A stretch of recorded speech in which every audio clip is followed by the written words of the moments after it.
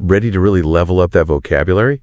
Sometimes I find myself like searching for the perfect word. Yeah. And I just can't quite get it. It happens. Yeah, so that's exactly why we are taking this deep dive today into a bunch of sources that you provided all about these advanced English words. Oh, yeah. And specifically, we're looking at that 1 hour of English vocabulary. Mm-hmm.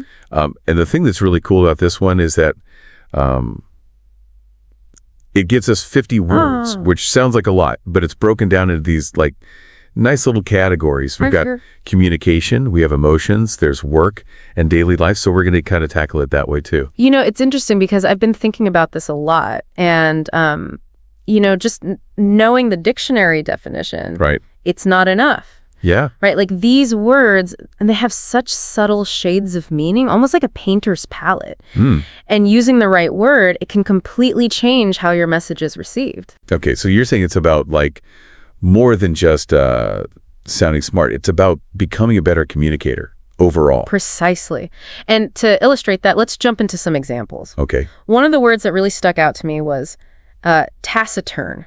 Ooh. Have you ever met someone who is truly taciturn? Ooh, that's a good one. Yeah. It's making me think of this professor I had in college, Dr. Thompson, and he was brilliant, like absolutely brilliant. Mm-hmm. But in seminars, everyone would be like clamoring to get their point across. Right. And he would just sit there quietly listening for ages. Wow. And then at the very end, he would just drop this single, like insightful comment. Oh, wow. And it would just blow everyone's minds. That's a classic example of a taciturn observer right there. And it reminds us that sometimes silence speaks volumes. Yeah. And it's just a much more evocative word than just saying someone is quiet.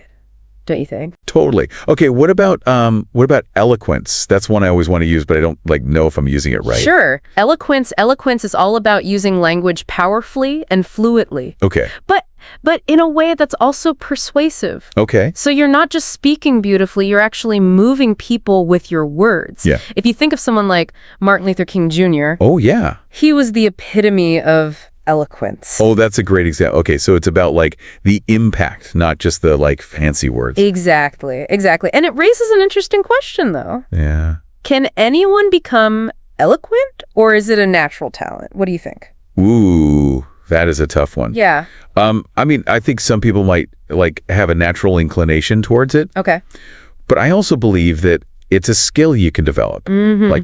Like anything, it takes practice and it takes the right tools, and that's probably why these vocabulary lists are so popular. Right, exactly. People are looking for those tools. You're spot on. And, this ties into another one of the words on the list, articulate. Oh, yeah. It's similar to eloquence, but more focused on just expressing yourself clearly and effectively. Got it. Regardless of the situation. So, like, someone could be articulate even if they're not giving a grand speech. Absolutely. Like, could they be articulate just in a like casual conversation or even like an email? Absolutely. It's about choosing your words carefully, structuring your thoughts logically, and being able to convey your message with precision. Got it. In fact, I'd argue that being articulate is even more important in everyday communication than it is in formal speeches. Huh. Okay, that's an interesting point. Yeah. So how do we become more articulate? Is it just about memorizing like a bunch of fancy words? Well, while a robust vocabulary is definitely helpful, it's more about understanding the nuances of language and how to use it to your advantage. Okay. Think of it like learning a musical instrument.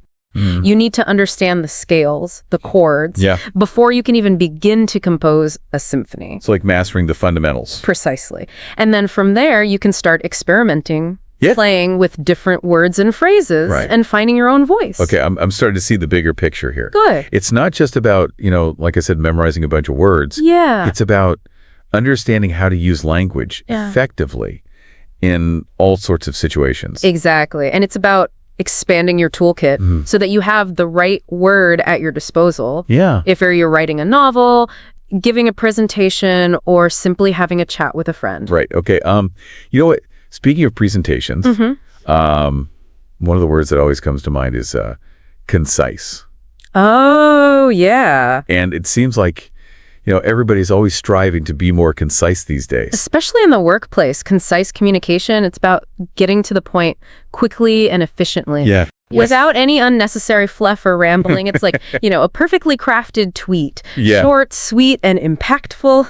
Oh, man, I've been on the receiving end of some not-so-concise presentations, I'll tell you that. We all have. Yeah, it's agonizing. It's truly agonizing. Absolutely. And it's about respecting your audience's time and attention. Yeah, it's funny, though, because sometimes being concise can be challenging. Mm-hmm. Like, what about those situations where you need to explain something that's, like, really complex? Yeah. Do you have to sacrifice clarity for conciseness? That's a great point. It's a delicate balance, for sure. Yeah. And sometimes you do need to use more words to ensure that your message is fully understood. Yeah. But even then, you can still be concise in your word choices. Right. And your sentence structure. Okay. Think of it like editing a manuscript. Okay. You're looking for ways to tighten up the language, to remove any unnecessary words or phrases, to make sure that every sentence serves a purpose. So like being deliberate with our words. Absolutely. And it's about being aware of our audience and tailoring our language accordingly. Okay, that makes sense. So we've talked about taciturn, eloquent, articulate, and concise. Mm-hmm. I mean, are you starting to see how powerful even just like a single well-chosen word can be? It's like having a secret weapon in your communication arsenal. It really is. And the more words you have at your disposal, the more effectively you can communicate your ideas, your feelings, your views. I'm sold. What's next on our word list? Well, I'm curious to explore some of the words related to emotions. Ooh. Those are always fascinating because they tap into our deepest human experiences. Yeah, sounds good to me. Let's dive into the world of emotions. Okay, great. Right. I'm particularly intrigued by the word melancholy. Ooh, okay. It's such a specific kind of sadness. Okay. A blend of wistfulness, longing, and maybe even a touch of beauty. Oh, I love that you said beauty. Yeah. I think a lot of people like associate sadness with like negativity. Right. But melancholy almost feels like romantic. Yeah. Like something out of a poem. It does, doesn't it? Yeah. And that's what makes it so fascinating. It captures the complexity of human emotion. Right. The fact that we can experience sadness and beauty like at the same time. Totally. And in fact, the word itself has a rich history, often used in poetry and literature to evoke a certain mood. Okay. Think of Keats, Tennyson. They were masters of melancholy. Oh, I'm going to have to brush up on my poetry. Yeah. Okay, so melancholy is a great example of a word that like goes beyond just a simple definition. It has layers of meaning. It has cultural significance. Precisely. And that's what we're going to be exploring in this deep dive, the nuances of language, the ways in which words can evoke emotions, paint pictures, and shape our perceptions of the world. This is already making me think about language in a whole new way. That's exactly what I was hoping for. Wow. Now, are you ready to tackle some more words? Yes, I'm ready. Bring it on. All right, great. I've got my eye on a few that are particularly intriguing. Okay. All right. Okay, so this next word, it really jumps out at me. Exuberant. Oh, yeah. And I can already tell this one's going to be fun. Exuberant, it just bursts with positive energy, doesn't it? Yeah. It's not just happiness. It's that like over-the-top, infectious joy. Okay. Think about those moments when you're just like so excited, you can barely contain yourself. Like when your favorite sports team wins a championship. Yes, exactly. Or when you finally achieve a goal you've been working towards like forever. Precisely. It's a feeling of just like pure, unadulterated bliss. Yeah. And using the word exuberant to describe it just amplifies that intensity even more. So it's like happy, but like on steroids. Exactly. Yeah. It takes it to a whole new level. Yeah. And it paints such a vivid picture in the listener's mind. Okay. I like it. So we've got melancholy kind of on one end of the spectrum and then exuberant on the other. But what about those times when you're just feeling like blah, like you just don't care? Right. You're talking about apathy, right? Yeah, apathy. It's like this state of indifference. Yeah. Lack of interest or concern. It's almost like you're like emotionally numb. Yeah. You're just going through the motion. It can be a symptom of depression or burnout. Oh, wow. But it can also be, like a temporary response to stress or overwhelm. Right. I remember feeling incredibly apathetic during my final year of grad school. Oh, yeah. I was just so burnt out from all the studying, the research. I could barely muster the energy to care about like anything. Wow. Yeah, I can definitely relate to that. Yeah. I think we've all had those moments of apathy, but it's interesting to think about it as a word. Yes. Not just a feeling. And it's important to recognize apathy as a potential warning sign. Okay. But also remember that it's not always a bad thing. Sometimes you just need a mental break, a chance to disconnect from the world and recharge. Recharge those batteries. Yeah, exactly. Okay, so it's not necessarily about judging ourselves for feeling apathetic, but understanding why we might be feeling that way. Exactly. Now, let's shift gears a bit to another word, impetuous. Ooh, impetuous. This one describes someone who, acts without thinking. Okay. They often make, rash decisions based on impulse rather than, careful consideration. Oh, I know a few people like that. Right. They're the ones who are always, jumping into things head first without even thinking about the consequences. Exactly. And sometimes it works out for them, but often it just leads to chaos. It can be both exhilarating and dangerous, can it? Yes, definitely. Sometimes those impulsive decisions, they lead to incredible adventures, unexpected joys. Yeah. But, other times they can really land you in hot water. That is true. For sure. Oh, this reminds me of this one time when I was feeling super impulsive. Oh, really? So I was at this conference and I was supposed to be networking and going to workshops. Right. But I was just feeling restless and bored. Yeah. So what did I do? I booked a last-minute flight to Paris. Wow, that's definitely impulsive. Oh, it was. Yeah. And you know what? It was one of the best decisions I ever made. Wow, that's great. I spent a few glorious days just exploring the city, eating amazing food, just soaking up the culture. It was pure magic. See, sometimes those impulsive decisions can lead to the most unexpected and rewarding experiences. Yeah, true. It's all about finding that balance, right? Yeah. Knowing when to embrace that spontaneity and when to exercise a little more caution. Exactly. And speaking of caution, another word comes to mind, dubious. Okay, dubious. It describes something that is doubtful, questionable, or even suspicious. It's like that feeling you get when you're not sure if you believe something or if you trust someone. Right, exactly. And it can apply to people, situations, even information. Yeah. For example, you might be dubious about a claim that's made in a news article or, dubious about a coworker's motives. I think being dubious is a healthy thing, especially these days, right? Yeah. We're constantly bombarded with information. Absolutely. From all these different sources. It's important to be able to critically evaluate that information and not just believe everything we hear or read. I completely agree. And that's where critical thinking skills come into play. Right. Which ties into another one of the words, astute. Ooh, astute. I like that one. Yeah. Astute. So that describes someone who's clever, perceptive, and has good judgment. Exactly. They're able to quickly grasp complex situations, identify opportunities, and just make really sound decisions. Right. Astute individuals tend to be insightful, observant, and strategic. It's like they just have this sixth sense, for understanding people and situations. Exactly. And, it's a quality that is highly valued in the workplace. Oh, for sure. It makes me think of those successful entrepreneurs who seem to just have this uncanny ability to predict trends and make the right investments. Or those leaders who are able to navigate complex political landscapes and make decisions that truly benefit their organization. Okay, so we've covered quite a few words related to communication, emotions.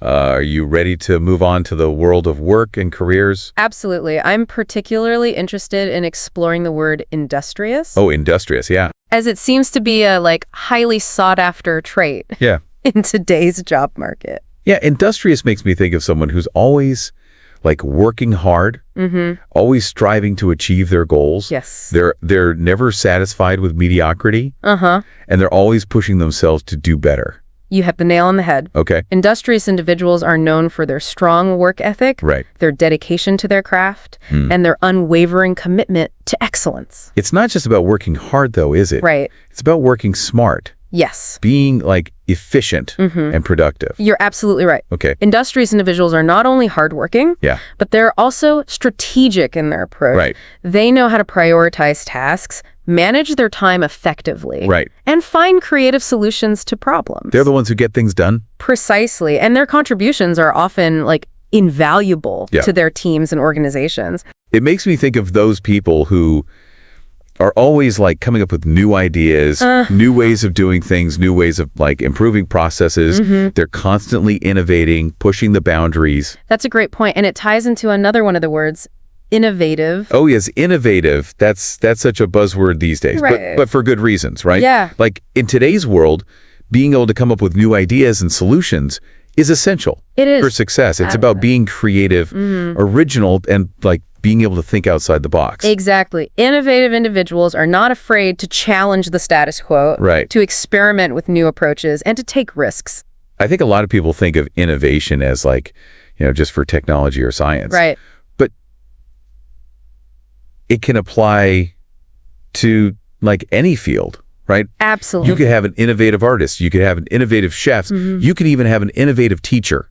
Absolutely. Innovation is about finding new and better ways of doing things. Yeah. Regardless of the industry or profession. Right. And it often stems from like a deep curiosity. Okay. A desire to learn and grow. Yeah. And a willingness to embrace change. It makes me think of those people who are always asking why and what if, Yes. They're not satisfied with just the way things are. Right. And they're always looking for ways to like improve and make things better. That's a great observation, and it highlights another important aspect of innovation. Okay. It's often driven by a desire to like make a positive impact on the world. So it's not just about being clever or, coming up with cool ideas. Right. It's about using those ideas to actually solve problems, improve lives, and make the world a better place. Precisely. And that's what makes innovation so inspiring. It's about using our creativity and ingenuity to create something new, something that benefits others and makes a difference. It's about leaving the world a little bit better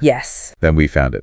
Beautifully said. I like that. Now, shifting gears a bit, I want to explore the word meticulous. Okay, meticulous. Which describes someone who is like extremely careful and precise in their work. Got it. They pay attention to like every detail and strive for perfection. Okay, so meticulous makes me think of those people who are like incredibly organized, detail-oriented, and have like a really high standard for quality. Yes. They're the ones who always double-check their work, dot their I's and cross their T's. Yes, exactly. And they never miss a beat. You're spot on. Okay. Meticulous individuals, they take pride in their work. Yeah. And it shows in everything they do. They're the ones you can always count on to deliver accurate, flawless, and impeccably executed results. I think meticulousness is a valuable trait in any profession, but it's especially important in fields that require like a very high level of precision and attention to detail. Yes. Like, surgery, engineering, accounting. Absolutely. In those fields, even the smallest mistake can have like significant consequences. Right. So having that meticulous approach is essential. Makes sense. It also makes me think of those people who are really passionate about their hobbies. Whether it's like collecting stamps, building model airplanes, or even gardening. Right. They approach these hobbies with the same level of meticulousness that they would apply to like their professional life. Yeah. And it's truly inspiring to witness that level of like dedication and passion. That's a great observation. Meticulousness is not just about being like careful and precise. Right. It's also about having a deep respect for the task at hand. Right. Whether it's, a professional project or a personal passion. Right. It's about taking pride in those details, no matter how like small or seemingly insignificant they might be. And that attention to detail often translates into like exceptional quality and craftsmanship. It makes me think of like artisans who create those handmade goods. Yeah. Like whether it's like furniture, jewelry, pottery. Right. Their meticulousness is evident in like every stitch, every curve, every brushstroke. It's the difference between something that's mass-produced and something that's truly unique and special. Speaking of unique and special, another word comes to mind, charismatic. Oh, charisma. Yeah. It's that elusive quality that makes some people so captivating and influential. It's like they have this aura around them. Yeah. This energy that just draws people in. Charismatic individuals, they're often like confident, engaging, and genuinely interested in others. They have a way of making people feel like seen, heard, and valued. It's true. And I think a lot of people assume that charisma is something you're just born with. Right. But I think it's a skill that could be developed and honed over time. I couldn't agree more. It's about, paying attention to your body language, developing your communication skills, and cultivating like a genuine interest in others. It's also about being authentic. Yes. And true to yourself, right? Yes. Like people can spot a fake a mile away. Absolutely. So it's important to be genuine in your interactions with others. Well said. Okay. Now let's shift our focus to another word that's highly valued in the workplace. Proficient. Okay, proficient. It means having a high level of skill or competence. Got it. In a particular area. So proficient individuals are the masters of their craft. Yes, they are. They've put in the time and effort to develop their skills, their knowledge, right, to the point where they can perform tasks, with ease and expertise. They're the ones you can always rely on to get the job done, right? Right. And they often serve as like mentors and role models for others in their field. I think proficiency is often the result of like a combination of natural talent, hard work, and dedication. Right. It's about having that passion for what you do and that willingness to like constantly learn and improve. Exactly. And it's an ongoing journey, not a destination. Yeah. Even the most proficient individuals are always striving to like learn more, refine their skills, and stay ahead of the curve. It makes me think of like athletes or musicians who dedicate their lives to their craft, constantly pushing themselves to like achieve new levels of mastery. Or those scientists or researchers who spend years studying a particular subject, always seeking deeper understanding and making groundbreaking discoveries. It's truly inspiring to witness that level of like dedication and passion. Absolutely. It's amazing. Now let's talk about a word that's closely related to proficiency. Diligent. Okay, diligent. So what's the difference there? So diligent describes someone who is hardworking, dedicated, and persistent in their efforts. Got it. So they're the ones who are always willing to like put in the extra effort to go the extra mile and persevere even when things get tough. Exactly. Okay. They're always prepared. They never miss a deadline. Right. And they always deliver high quality work. It seems like diligence is kind of often overlooked as a like valuable trait. It is. But it's so essential for success, I think, in any field. It is. It's the foundation upon which all great achievements are built. And without diligence, talent and intelligence can only take you so far. Exactly. It's the consistent effort, the unwavering commitment, and the willingness to persevere that ultimately leads to success. It makes me think of like students who might not be the like most naturally gifted, but they consistently outperform their peers because of their hard work and dedication. Or those entrepreneurs who might face like countless setbacks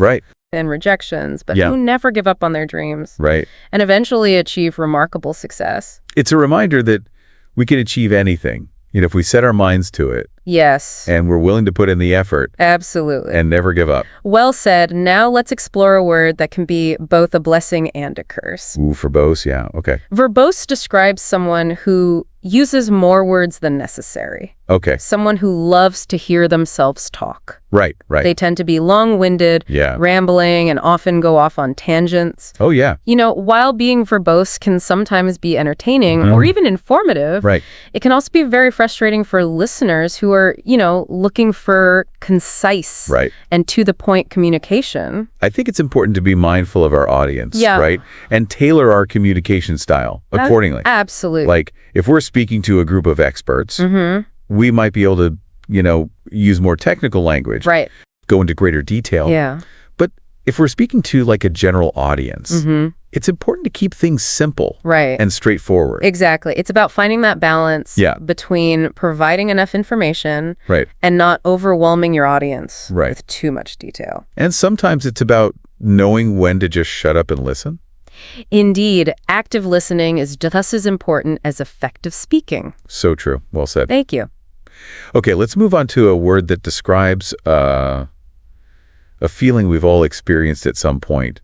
Dismayed. Dismayed captures that feeling of disappointment, discouragement, or even distress when things don't go as planned or when we, receive bad news. It's that sinking feeling in your stomach, that sense of deflation when your hopes are like dashed. It can be a powerful emotion and it can be challenging to bounce back from. Yeah, I remember feeling incredibly dismayed when I got a rejection letter from like my dream job. Oh, yeah. I had put so much time and effort into the application. Right. And I was so confident that I was going to get it. Yeah. And when I didn't, it was just like such a blow to my ego, my confidence. Rejection is never easy, especially when it's, for something that you've invested so much in. Right. But it's important to remember that setbacks are a part of life. Yeah. And they don't define us. It's about learning from those experiences, picking yourself up, and continuing to pursue your goals. Resilience is key. Speaking of resilience, that reminds me of another word, stoic. Yes, stoic. Stoic. So stoic describes someone who is able to endure pain or hardship without showing their emotions. They appear like calm and composed. Right. Even in the face of adversity. It's like they have this like inner strength. Yes. This ability to remain unfazed by like external circumstances. And it's often seen as a positive quality, especially in leadership roles where it's important to like remain level-headed and decisive in challenging situations. But I also think it's important to acknowledge that suppressing our emotions can be like unhealthy in the long run.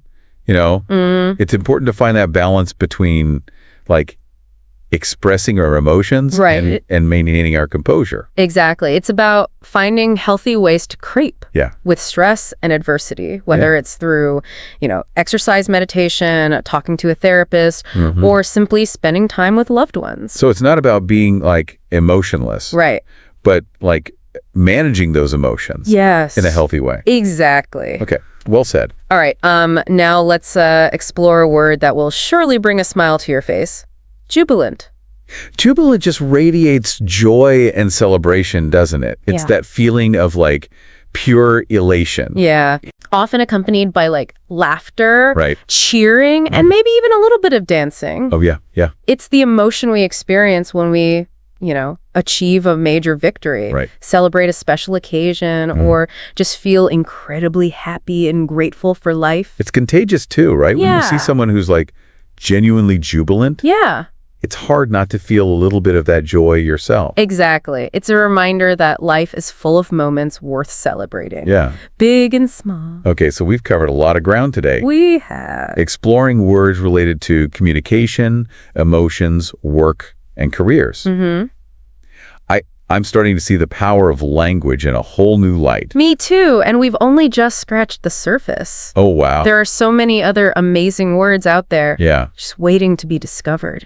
And used. I'm already feeling more confident and articulate. That's great. And I can't wait to like start incorporating these words into my everyday conversations and writing. That's fantastic. And remember, the more you use them, the more natural they'll become. Yeah, it's like learning a new language. The more you practice, the more fluent you become. Exactly. Yeah. And before we wrap up this section, I want to share a few more words that are particularly relevant to our like everyday lives. Sounds good to me. I'm always up for expanding my vocabulary. Great. Let's start with the word tedious. Okay, tedious. Which describes something that is like boring, repetitive, and monotonous.